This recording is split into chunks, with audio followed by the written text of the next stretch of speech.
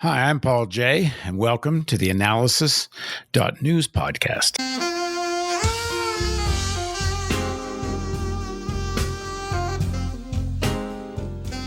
On the 75th anniversary of the bombing of Hiroshima and Nagasaki on August 6th and August 9th, 1945, I think it's important to understand how the mass killing of civilians in war became acceptable, and how U.S. public opinion and media on the whole supported the use of weapons of mass destruction. Now joining us to discuss this is Peter Kuznick. He's a professor of history and director of the Nuclear Studies Institute at American University. And he's the author of Beyond the Laboratory, Scientists as Political Activists in the 1930s America. And with filmmaker Oliver Stone, he co-authored the 12-part Showtime documentary film series and book, both titled The Untold History of the United States. Thanks for joining us, Peter. Happy to be with you, Paul. So my understanding is that, more or less in the 19th century, even up until the First World War, as a tactic of war, a strategy of war, the mass killing of civilians was more or less considered outside the bounds of acceptable warfare. Now, of course, civilians got killed, and there was a certain amount of targeting, but mostly armies fought armies. But in the Second World War, that really changes, where civilians on a mass basis become targets. And it's not just by any means the Nazis that do it, it's the British and the Americans as well. And so that this targeting of civilians and before the use of the atomic bomb, I think created the conditions to help make it acceptable to make the decision to drop the bomb. Can you talk a little bit about the history of the development of this large-scale killing of civilians, and then lead us up to the decision to drop the bomb? You're correct to say that this really is a phenomenon that occurs during World War II. And that's partly because even in World War I, air warfare was just taking off. In World War I, there was some bombing of civilians. World War I is really the first time that airplanes are used to drop bombs on a large scale. And that happens during World War I. By the end of the war, that was happening much more commonly.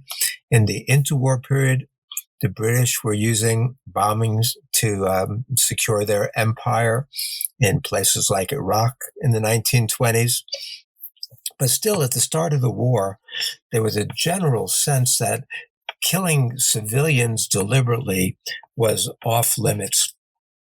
The U.S. State Department in 1937 condemned this and said public opinion in the U.S. regards such methods as the slaughter of civilian populations, in particular women and children. U.S. public opinion regards that as barbarous. Such acts are a violation of the elementary principles of those standards of human conduct which are being developed as an essential part of modern civilization. The State Department was very clear in its moral condemnation. Franklin Roosevelt, when the war broke out in Europe in 1939, Roosevelt called upon combatants to refrain from this inhuman barbarism, but it was already starting. The most interesting comment I've seen about it at the time, before the bombings of Hiroshima and Nagasaki, was by Dwight MacDonald. And Dwight MacDonald, founder of Partisan Review and other publications, politics, says in the summer of 1945, before Hiroshima, he says, "I remember when Franco's planes bombed Barcelona for the first time. What a thrill of unbelieving horror and indignation went through our nerves at the idea of hundreds of civilians being killed. It seems impossible that was less than 10 years ago. Franco's Air Force was a toy compared to the sky-filling bombing fleets deployed in this war. And the hundreds killed in Barcelona have become the thousands killed in Rotterdam and Warsaw, the tens of thousands in Hamburg and Cologne, the hundreds of thousands in Dresden, and the millions in Tokyo. A month ago, the papers reported that over 1 million Japanese men, women, and children had perished in the fires set by a single B-29 raid on Tokyo. 1 million. I saw no expression of horror or indignation in any American newspaper or magazine of sizable circulation. We have grown callous to massacre, and the concept of guilt has spread to include whole populations. Our hearts are hardened, our nerves steady, our imaginations under control as we read the morning paper. King Mithridates is said to have immunized himself against poison by taking small doses, which he increased slowly. So the gradually increasing horrors of the last decade have made each of us, to some extent, a moral Mithridates, immunized against human sympathy. So that was the process. And tell us again who that was and when. Wright McDonald, very, very brilliant, progressive political analyst in the 1930s and 40s. And that was the reality. You know, in the beginning, people were horrified that hundreds of people would be killed. And by the end of the war, we had grown so callous. You look at it, you know, of course, the Germans started and the British retaliate and said, we're going to pay them back tenfold, and targeting civilian populations, trying to kill civilians. The reality was that bombing was very, very inaccurate during the beginning of World War II, especially when against heavily defended targets. In 1941, for example, the British reported that only 22% of bombers got within 5 miles of targets, and only 7% got within 5 miles of heavily defended targets. So the British would therefore, they couldn't do precise bombing, so they would do mass urban area bombing. The interesting thing is that the U.S. avoided that. Until the end of 43, the U.S. went after transportation sites, we went after industrial sites, key strategic nodal points in the German economy and war machine. But we avoided urban bombing because it was so offensive to our ethics at the time. And that begins to change. And that begins to change at the end of 43 and 44. But still, for the most part, in the European war, we avoided targeting civilian populations. Of course, it happens in Dresden, and that's horrific, and we regret that. But overall, we avoided it. The British were doing massive fire bombings of German cities, and that seemed to help create an acceptability to doing such. But some acceptability, but for the United States, not really yet. The attitude was still that this was horrendous and inhumane. For example, General Ira Eaker comments.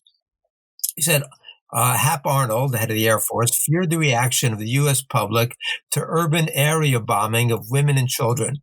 He pointed to the large percentage of German people in this country and those who felt we should have not become involved in a war with Germany at all. But 90% of Americans would have killed every Japanese. So, I mean, there was a big difference in the attitude in the European war, where we showed some restraint, and the Pacific War, where we showed no restraint. In fact, Major General Haywood Hansell was the head of the 21st Bomber Command that was doing the bombing in Japan.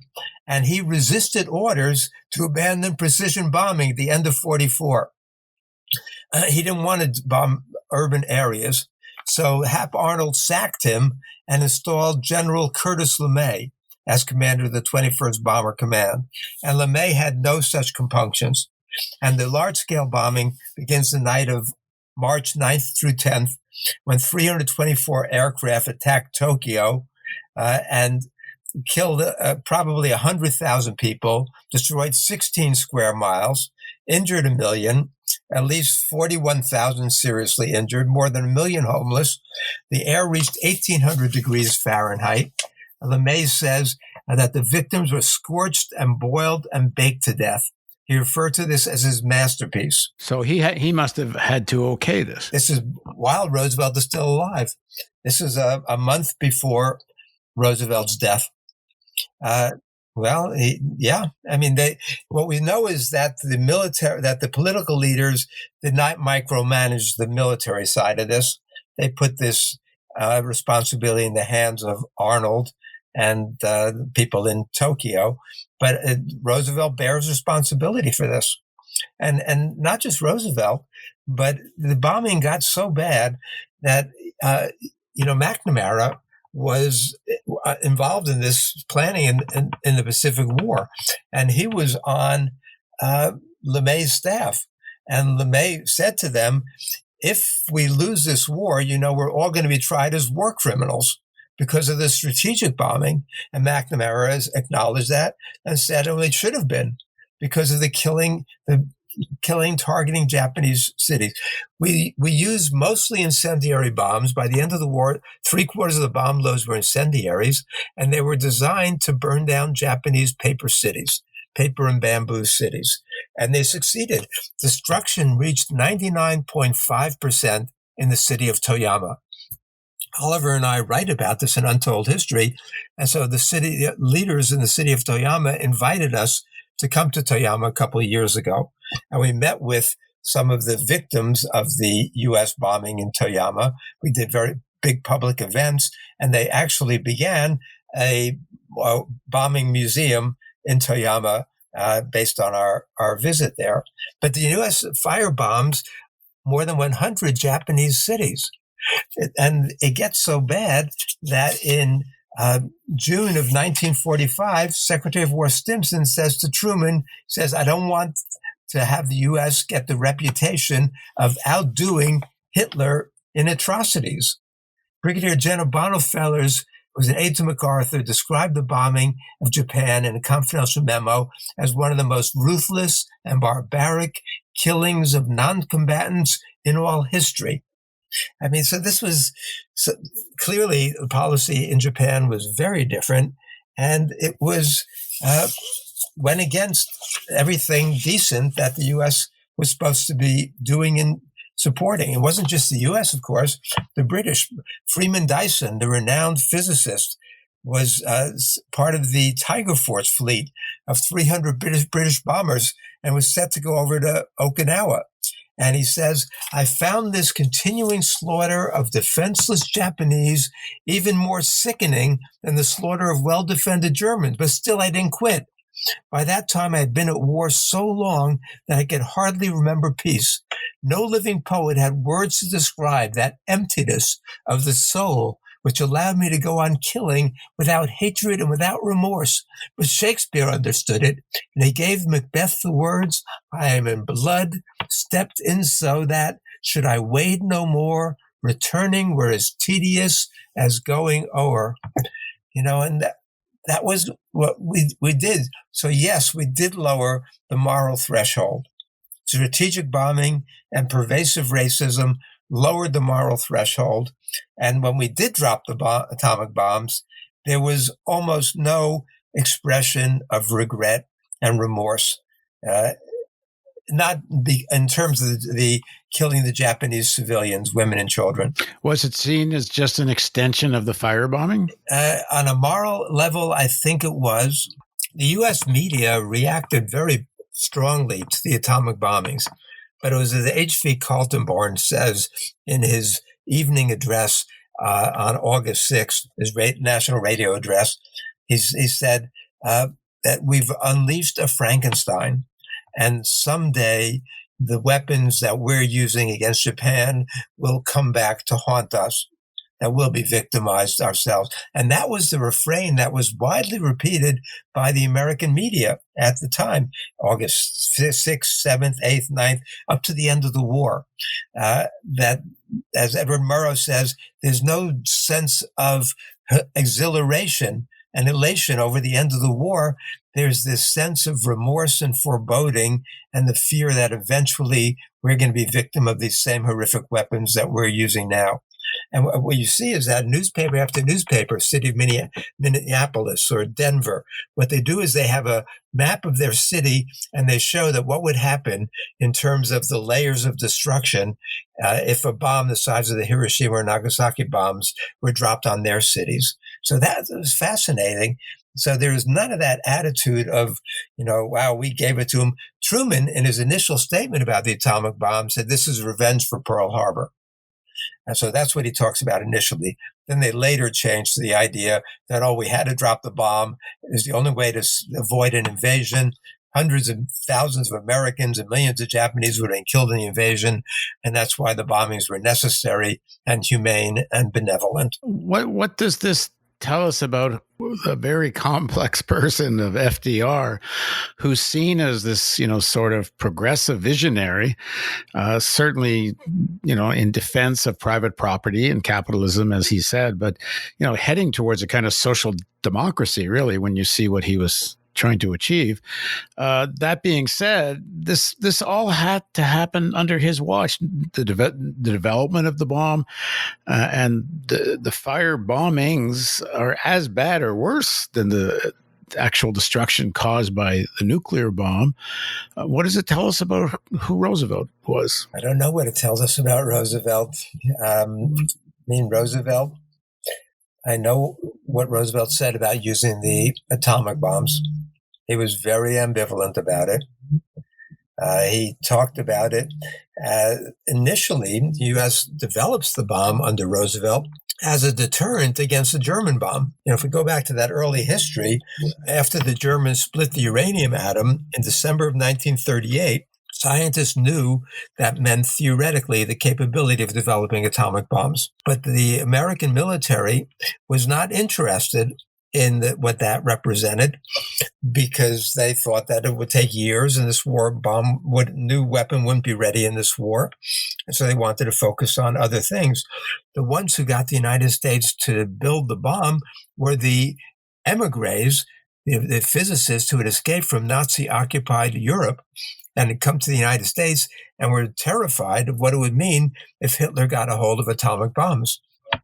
So they tried to pressure American leaders to develop the bomb, but Americans were not interested.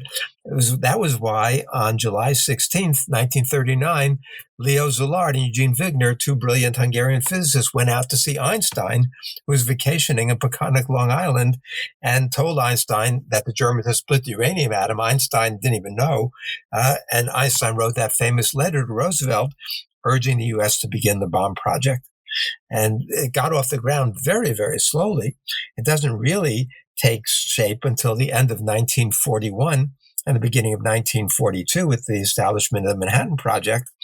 But it was because the idea was that the bomb would be a deterrent against a German bomb. There was no thought initially to using the bomb against Japan, because we knew Japan did not have the technological and scientific ability at that point to develop their own bombs.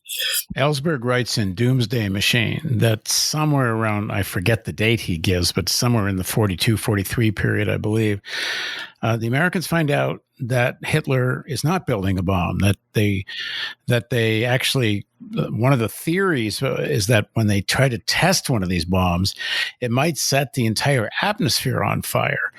And Hitler actually decides it's not worth the risk to set the entire world on fire. Well, that story is a little different. What happened was Arthur Holly Compton told Oppenheimer to develop a brain trust in the summer of 42. And Oppenheimer and Bethe and Teller and the other luminaries went out to Berkeley, and they were doing their deliberations. And during that, they all froze in terror because they realized that an atomic bomb could either ignite all the nitrogen in the atmosphere or the hydrogen in the seas and set the world on fire.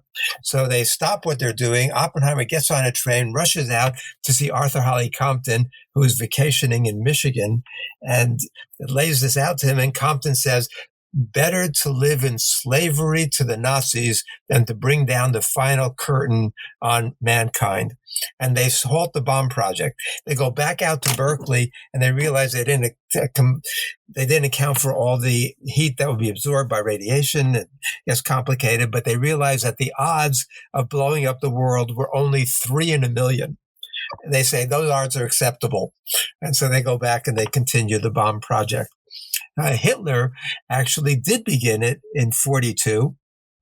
Paul Hartek, who had been a Rutherford student, alerted the German War Office in April of 42 to the possibility of making atomic bombs, and they began the project.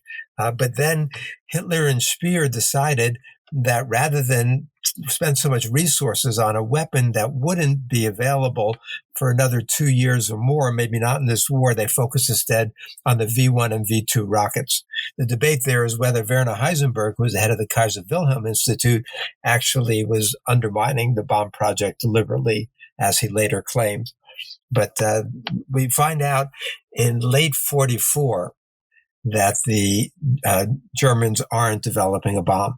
And that does not stop the U.S. from continuing to develop theirs once it's known the Germans are not. No. In fact, Oppenheimer says that at that point they sped it up faster than ever because the pressure was to have it ready for when Truman met with Stalin at Potsdam.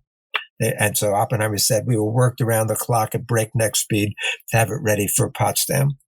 One of the things about it is that when they found out that Germany was not developing a bomb, only one scientist left the Manhattan Project, and that was Joseph Rotblat, wonderful man who later gets the Nobel Peace Prize.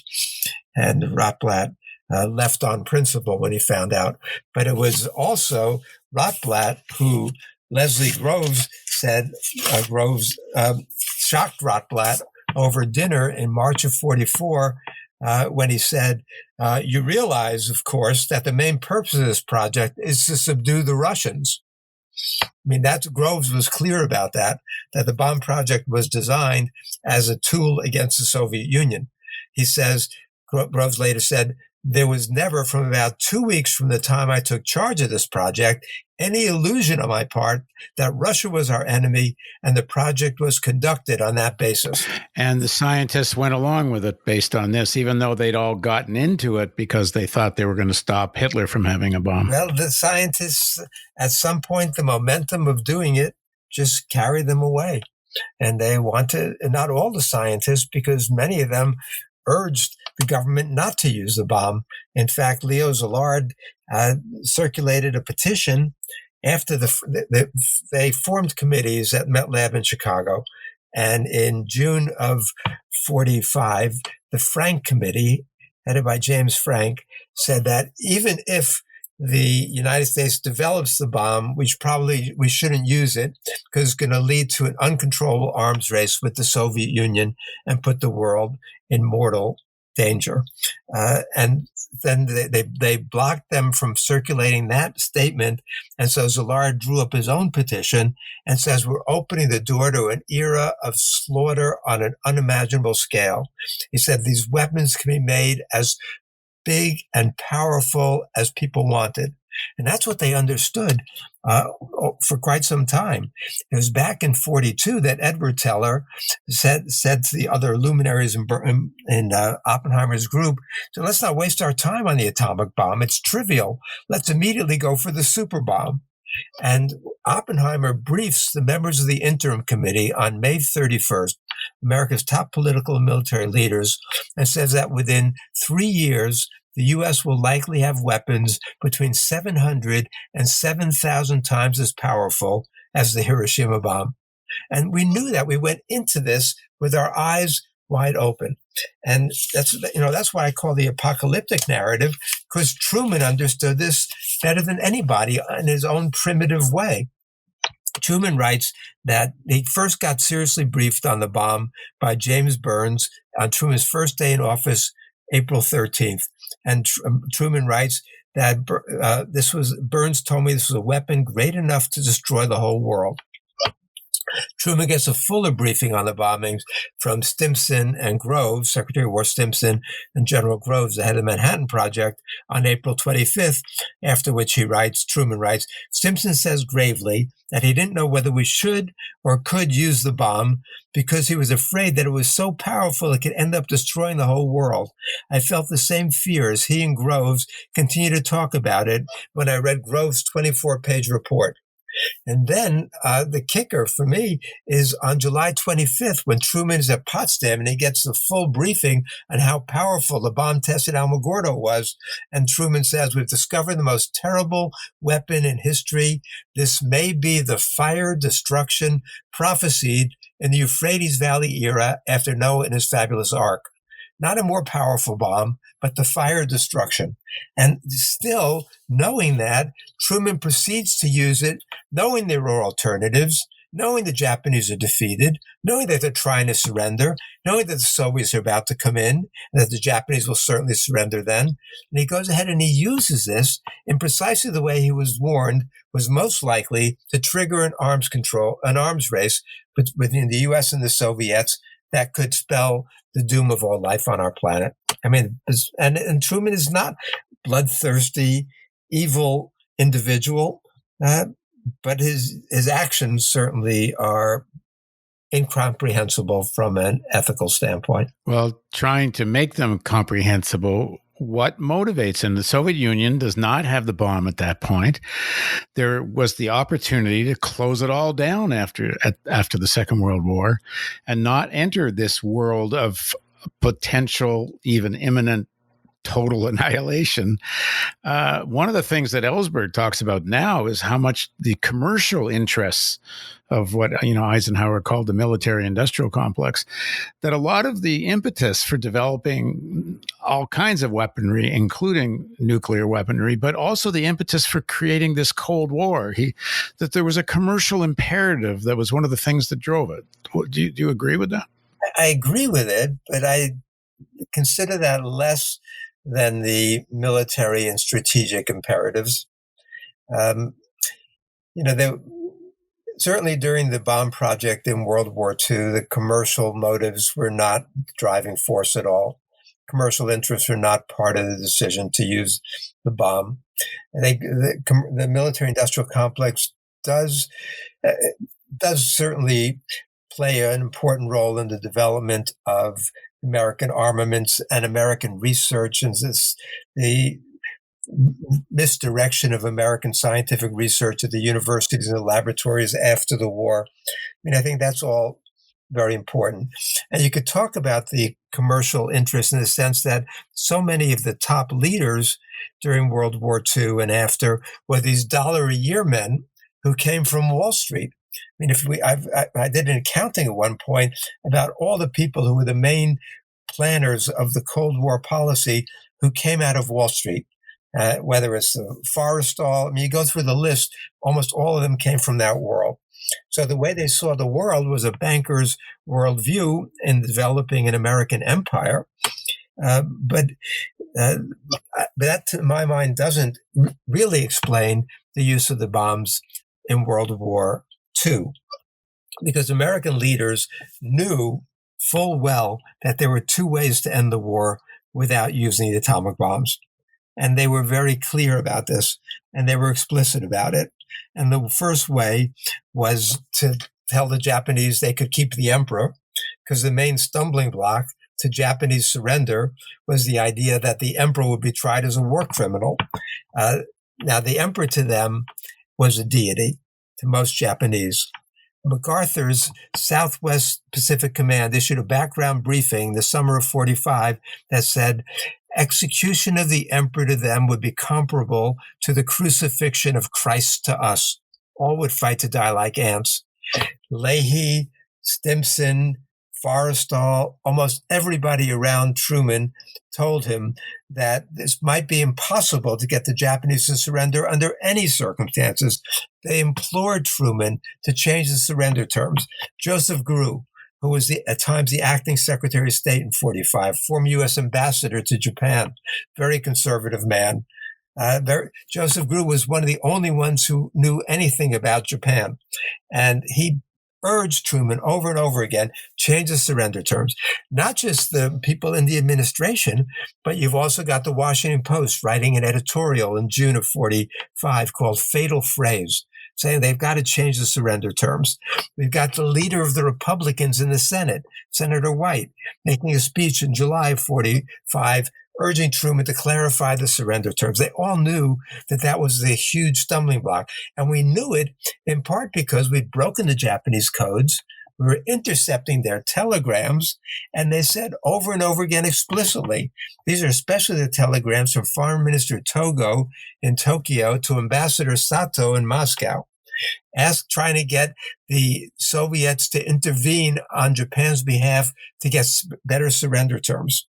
And Togo and Sato back and forth, saying the only obstacle to surrender is the demand for unconditional surrender. We could have peace tomorrow if the Americans would recognize our honor and our future existence, if they would allow us to keep the emperor on the throne. Back and forth explicitly. And Truman knew that because Truman refers to the intercepted July 18th cable as the telegram from the Jap emperor asking for peace. Those are Truman's words. Everybody around him shared that understanding. As Walter Brown, who was James Burns' assistant, commented on the USS Augusta on the way back from Japan on August 3rd, 3 days before the atomic bomb, he says, aboard the Augusta, the president, Admiral Leahy, and Burns agree the Japanese are looking for peace. I mean, that was very, very clear. It was obvious to everybody.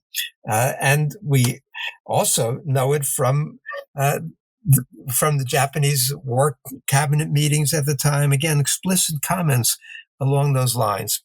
But Truman, instead of listening to almost all of his advisors, listened to James Burns. And Burns kept telling him, don't change the surrender terms. If you allow them to keep the emperor, you'll be politically crucified. Now, who was Burns and why did he have so much influence? My understanding is even people like Dwight Eisenhower were against dropping the bomb. Why did Burns have so much sway with Truman? Truman had a very difficult childhood. He was born to John Peanuts Truman, who was about 5'3", 5 feet 4 inches tall, and would go around picking fights with guys a foot taller and beating them up to show how tough he was. He really wanted a macho son. Harry, his firstborn, didn't fit the bill. He was forced to wear, he had what they called hypermetropia, flat eyeballs. He wore these thick glasses. He couldn't roughhouse, couldn't play sports. And the other kids would always treat him very badly and chase him home. He'd go home crying, and his mother would greet him at the door and say, Harry, don't worry, you were meant to be a girl anyway. And so he had a lot of psychological issues and is a failure in most aspects of life. He wasn't able to go to college, not because he wasn't smart enough, of course, but because his family didn't have money. And he went to work on his father's farm, and he went to 3 businesses, and they all went bankrupt, and was a failure in life. As he says to his daughter at turning 49, he says, tomorrow I'll be 49. For all the good in the world, they may as well take away the 40. I may as well be 9 years old for all the good I've done in the world. And so he's at age 50, he's going to drive. So he does well in World War I, and he comes back and he gets offered a job by Boss Pendergast, who runs the Pendergast machine in Kansas City. And is a dirty, corrupt machine. Truman is about as honest as they come. But at age 50, he felt he was going nowhere. He wanted to run for Congress. Pendergast overlooked him. And so he was going to tell Pendergast on his 50th birthday that he's going back to the farm and leaving the machine. Pendergast meets with him and says, no, you can't do that. We want to run you for the Senate. Truman says, run me for the Senate? What do I know about the world? I just know how to build courthouses or roads here in Missouri. Pendergast says, don't worry, we'll get you elected and we'll get people to tell you what to do. He does get him elected. Truman goes there and the other senators shun him. They call him the senator from Pendergast. They won't give him the time of day. This is 1934. The one person who befriends him is James Burns. And so while Truman is isolated there and shunned, Burns, who's a very prominent senator from South Carolina, reaches out and befriends Truman. Truman is very grateful for that. When Truman is running for re-election in 1940, Roosevelt didn't even support him, and Truman was coming in third. It looked like he was going to lose. Pendergast couldn't help him because he was in federal prison in Kansas City. So Truman then, at the last minute, turns to the Hannigan-Dickman machine, the corrupt machine that runs St. Louis. And they cobbled it together. They give him enough support, and he barely ekes out a victory in 1940. But Truman had this relationship with Burns. And when Roosevelt, you know the story that Truman should never have become vice president in 1944, that the man who was vice president between 41 and 45, Henry Wallace, was the second most popular man in the United States. Gallup released a poll asking potential voters who they wanted on the ticket as vice president. In 44, 65% of potential voters said they wanted Wallace back as vice president. 2% said they wanted Harry Truman. Okay, so but Truman gets in there. He's vice president for 82 days. Roosevelt dies. Truman becomes president on April 12th, 1945, a day that shall live in infamy. So Truman, on April 13th, his first day in office, Secretary of the Navy Forrestal sends his private plane down to Spartanburg, South Carolina, to bring James Burns back to Washington. Truman was desperate. He sits down with Burns and he says, I don't know anything. Roosevelt didn't talk to me about what was going on. I don't know the agreements at Yalta. I don't know anything. Fill me in on everything. And Burns then starts to lay it out, that the Soviets can't be trusted, that they're breaking their agreements. So Truman, who was inclined to think that way anyway, starts hearing it from Burns. And even though that was the opposite of what Roosevelt believed, and Roosevelt said right up to his dying day, Roosevelt was sure that the U.S. and the Soviets would get along after the war. And Wallace, as vice president, was very much for cooperation with the Soviet Union. And Wallace stayed in the cabinet. Roosevelt begs him to stay in the cabinet as Secretary of Commerce. And from that position, he wages a fight for more than a year, for almost a year and a half, against Truman's Cold War nuclear proliferation policies from inside the cabinet, till finally Truman fires him in September of 1946. So that's why he turns to Burns, and he trusts Burns, and he looks to Burns, and he says from the first day that I can't make you my Secretary of State now because we're finishing up the negotiations for the United Nations. But as soon as that's over, I'm going to make you Secretary of State, but I want you to be my main advisor from behind the scenes. And so he looks to Burns for advice. And Burns urges him not to change the surrender terms. Burns is the one who poisons his mind about the Soviet Union more than pretty much anybody in the beginning. And so Burns is his trusted advisor, and he values Burns over all these other advisors.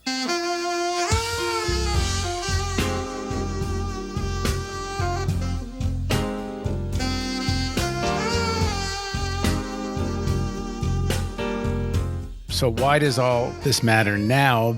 Because it does, because those decisions help shape that continue to live in a world populated by more nuclear weapons and more destructive nuclear weapons, and including, let's jump ahead to the Obama administration, where Obama, during his term, decides to expand, I believe it's $1 trillion investment over 30 years, but most of it's spent in the first 10.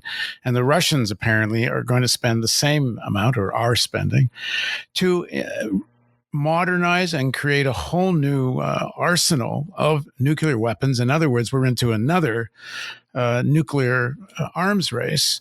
And it barely a noise is made when this big expansion of nuclear weapons. And I have to make one note here, as much as I've been mostly critical of Biden's foreign policy positions, with the exception of Iran, apparently he was against doing this expansion.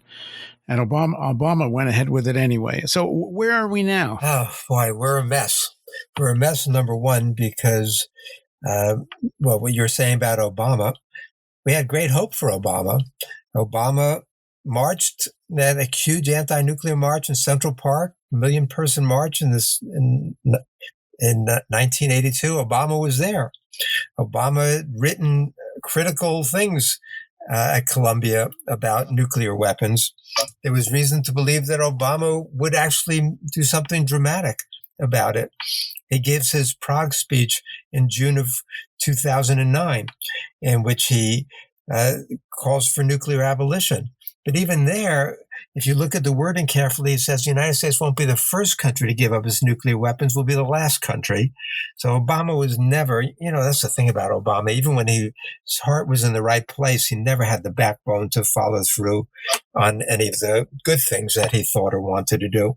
But then he does get passage of the New START Treaty, and it's a very important treaty because it limits the number of strategic nuclear weapons and it limits the number of delivery vehicles that you have.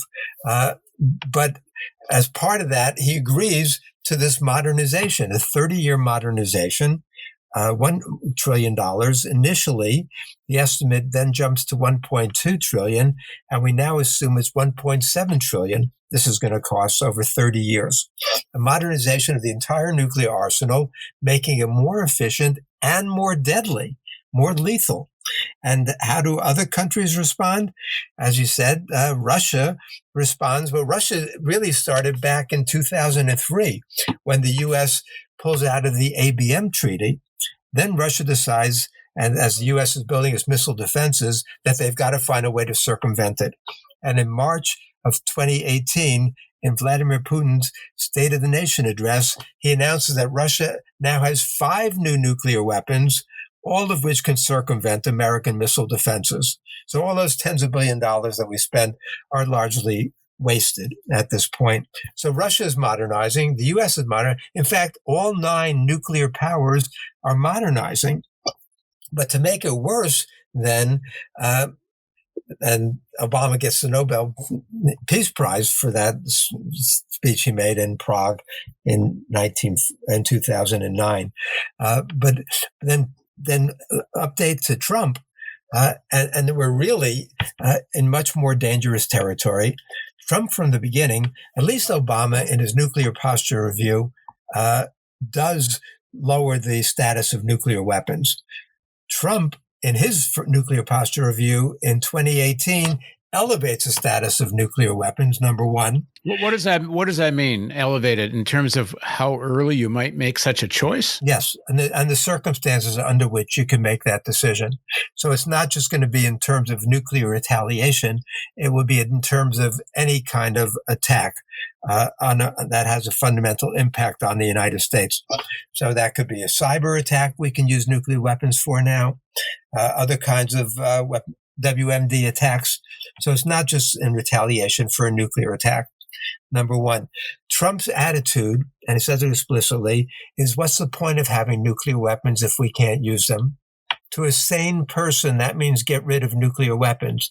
To a madman like Trump, it means make nuclear weapons more usable. And he talks about tactical nuclear weapons, battlefield, which he or people that think like him may think it's possible to use against non-nuclear powers, like, for example, Iran. Yes.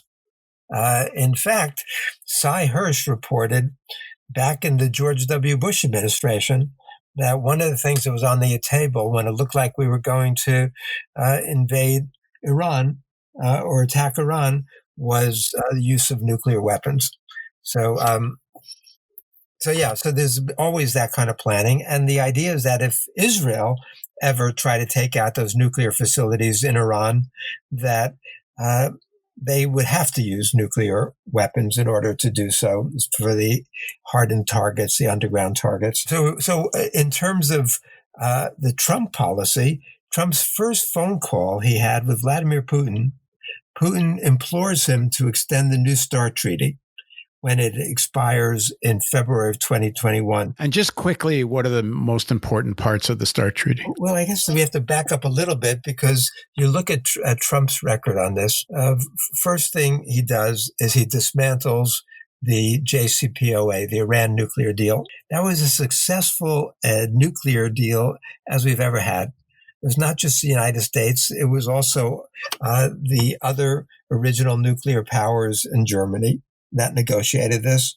Russia played a very important role in negotiating that deal with Iran. It was a great deal from the American perspective and the Israeli perspective, even though Netanyahu did everything he could to undermine it. It basically shipped 97% of the enriched uranium outside of Iran. It mothballed a high percentage of Iran's nuclear reactors. It put the centrifuges. It put great limits on the amount and the degree of enrichment that was acceptable for Iran's nuclear program. It was tremendously successful. There were inspection after inspection of what was going on in Iran. The UN was reporting that this was working, and Trump tears it up. Okay, that's number one. Then he pulls the United States out of the INF Treaty, the Intermediate Range Nuclear Forces Treaty, in 2019. Then he pulls the United States out of the Open Skies Treaty. So the only piece left now of this nuclear architecture, the anti-nuclear, the arms control architecture really, is the New START Treaty, which expires in February 2021. And the New START Treaty had put sharp limits on the number of strategic weapons that each side can deploy and on the number on the delivery systems. Trump says, so Trump's on the phone with Putin, and Putin says we have to extend the New START Treaty. Trump excuses himself, puts the phone down, and asks the people at the table, his advisors, what's the New START Treaty? He didn't even know what it was. Idiot. And then he gets back on and he says, no, I don't like that treaty. And so the understanding since then has been that the United States will likely withdraw from the New START Treaty.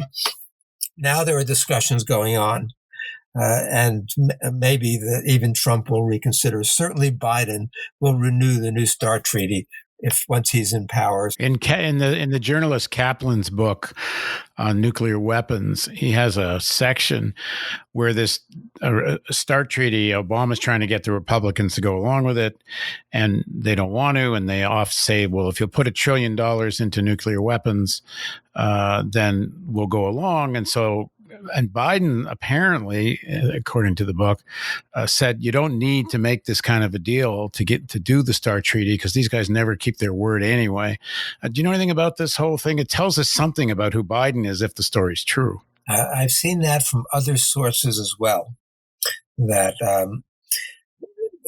that insiders knew that Obama was giving away the store unnecessarily. And that's always the history of the Obama presidency. He always negotiates against himself and makes concessions that were unnecessary. And what Obama has done there is open the door to the worst kind of nuclear arms race that could happen, because as Biden apparently understood, this was a terrible policy to allow this kind of extension of this kind of again making it more lethal, making nuclear weapons more deadly, more efficient. There's just no rationale that justifies that. I also have heard that Biden pushed Obama to go to Hiroshima, and that was a great thing that Obama did. He undermined it with what he did there, and even more so with what he said there. But it was certainly the right thing to go to Hiroshima. So, and Biden, we know that Biden is a super hawk, or had been throughout much of his life. But maybe he's learned some lessons. Even Robert Gates now just came out with a new memoir, and Gates has said that he learned a lot of lessons. Gates was opposed to the U.S. operations in Libya. He said, or he was opposed to the bombing of Syria. He said, haven't we learned anything from Afghanistan and Iraq and Libya? That these kinds of things have unintended consequences. I think Biden's learned some of that too. So many of the former secretaries of state and military leaders and others have been sounding the alarm about not just the possibility of an accidental or deliberate nuclear war. They almost say it's inevitable. It's as if there's 100% chance there will be something, except, if and when, but not if, I should say, not if, just when. Don't the Bidens and others in the elites understand how dangerous this is? And yet they seem, in terms of their policy, to be completely blind to it. Well, one of the ones who felt most strongly that way was Robert McNamara. having lived through the Cuban Missile Crisis, McNamara shared Kennedy's and Khrushchev's understanding that when these crises start, they go out of control. What terrified Kennedy and Khrushchev the most during the Cuban Missile Crisis is that even though they both were doing everything they could to prevent a war and a nuclear war, they both knew that they had lost control of the situation and that we avoided annihilation in 1962 during the Cuban Missile Crisis, not by brilliant statesmanship, but by pure, blind, dumb luck. And that's why Khrushchev writes to Kennedy afterwards and says, from evil, we must make some good. Our populations have felt the flames of thermonuclear war. What we have to do now is take advantage, turn that into something positive. We have to eliminate every conflict between our two nations that could cause another crisis. And Kennedy responded in kind. Norman Cousins helped, but Kennedy did respond. And toward the end, the two of them were moving toward ending the Cold War. I mean, we could have entered a period of great peace and prosperity for the human race. It didn't happen. Kennedy was assassinated. Khrushchev was ousted. And we went back to the old Cold War.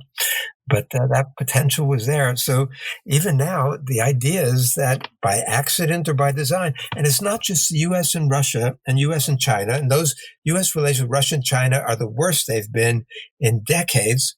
But you look at India and Pakistan.